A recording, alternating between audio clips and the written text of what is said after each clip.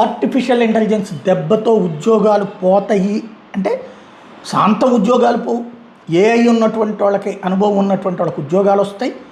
వాళ్ళు 10 మంది వస్తే 40 మంది సాఫ్ట్వేర్ నిపుణులు పక్కకి వెళ్ళిపోతున్నారు. కోడింగ్ బ్యాచ్ అయిపోయింది, మిగతా బ్యాచ్ల మీద పడుతుంది. తాజాగా మెటా ఏదైతే ఫేస్బుక్ దీన్ని అంతటిని లీడ్ చేస్తున్నటువంటి మెటా తాజాగా 1000 నుంచి 1500 ఉద్యోగాలు తీసిపడేసింది. ఏదైతే పిక్సెల్ అండ్ సంజారు స్టూడియోస్ని క్లోజ్ చేసేసింది. ఓవరాల్గా రియాలిటీ ల్యాబ్స్ వాళ్ళు $4.4 బిలియన్ మెటాలో పెట్టుబడి పెట్టారు రీసెంట్గా.